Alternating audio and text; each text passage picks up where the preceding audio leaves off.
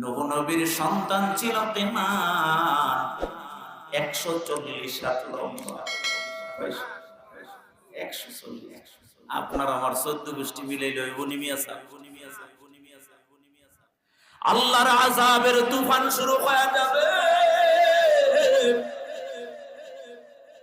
আসমান থেকে খবর, ও নবী আপনার উম্মতদেরকে দাওয়াত দেন, যদি তারা ঈমান আনে আর এই নৌকার উপরে যদি উঠে যায় আমি আল্লাহ তাদেরকে হেফাজত করব।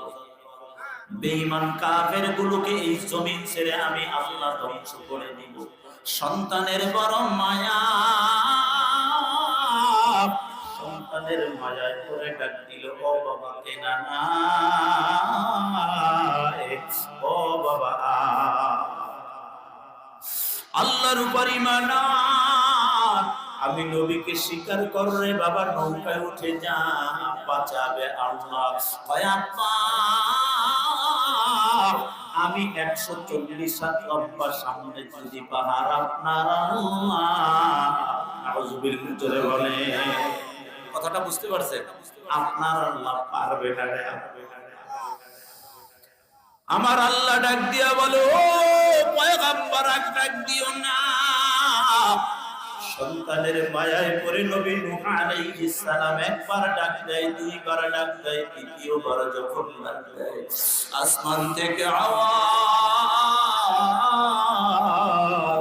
ও পয়গম্বর সন্তানের মায়ায় পড়ে আর একবার ডাক দিবা না। কারণ যদিও তোমার সন্তানকে না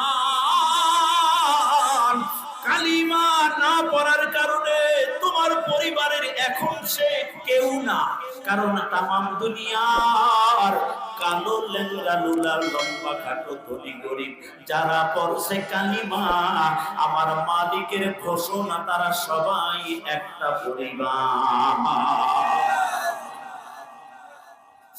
আপনার সন্তান ঈমান আনে না, ঈমান না আনার কারণে আপনার সন্তান এখন আপনার পরিবারের কেউ না। আর একবার যদি সন্তানের মায়ায় ডাক দেন, আমি আল্লাহ কিন্তু আসমান থেকে নবীর দপ্তর দিয়া আপনার নামটা কেটে দিব। আমার আল্লাহ আযাবের এমন তুফান দিল, যেই তুফানে তামাম পৃথিবী ধ্বংস হয়ে গেল। 140 হাত লম্বা কেনানকে আমার আল্লাহ অস্ত্র ছাড়া, বোমা ছাড়া, পিস্তল ছাড়া, গুলি ছাড়া, যুদ্ধ ছাড়া আমার আল্লাহ পানি দিয়া, পানির সাথে আশ্রয়া তামাম দুনিয়া থেকে বিদায় করে দিল। পৃথিবী যখন স্বাভাবিক হয়ে গেল, পয়গম্বর নূহ আলাইহিস সালামের স্মরণে আসলো, আহারে আমার কাছে তো একজন বুড়ি বানান ছিল, ওই বুড়িকে তো আমার নৌকায় নেওয়া হয় নাই। বুড়ির কথা স্মরণ করে দৌড় দিল।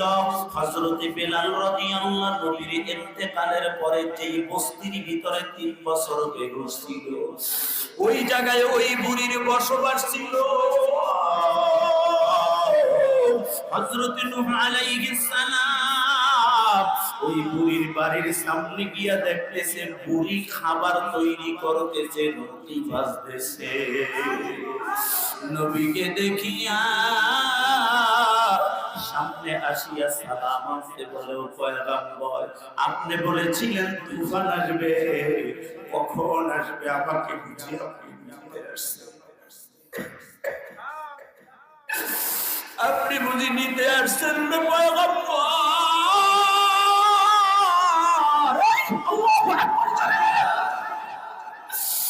হযরত নূহ আলাইহিস সালাম জমিনে সিজদা লাগাইয়া ডাকতেছে, ও বায়ার মালিক 140 হাত লম্বা কেনানকে আপনি ভাসাইলেন, আমার সন্তান 140 হাত লম্বা কেনানকে আপনি ভাসাইলেন, আর এই জরাজীর্ণ ঘরের ভিতরে বুড়িকে কেমনে আপনি বাঁচাইলেন? আসমান থেকে আওয়াজ, ও পয়গম্বর আমার উপরে যারা ঈমান আনে, আপনি নবী যদিও তাদেরকে ভুলে যান, আমি আল্লাহ তাদেরকে ভুলি না। আল্লাহ ডাক দিয়া বলে ইন্নাল্লাহা লা ইউহিব্বু কুল্লা মুখতালিন ফখুর।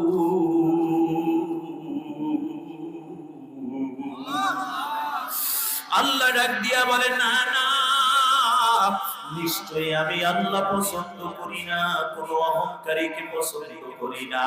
যারা গাদ্দারি করছো আমার সাথে, মনে করছো কিয়ামত করে মিথ্যা, মনে করছো নামাজ না পড়লে অসুবিধা নাই, মনে করছো রোজা না রাখলে কোনো অসুবিধা নাই, মনে করছো কোরআন না মানলে কোনো অসুবিধা নাই, মনে করছো ইসলাম না মানলে কোনো অসুবিধা নাই, মনে করছো ইসলামী আন্দোলন না মানলে অসুবিধা নাই। গাদ্দারি করিয়া খার মরাইয়া মনে যেমন যাচাই তেমন জীবন যাপন করছো। আল্লাহ ডাক দিয়া বলে সূরা আরাফের 40 নম্বর আয়াতে বললাম শুধু নিশ্চয়ই যারা আমার আয়াতকে মিথ্যা প্রতিপন্ন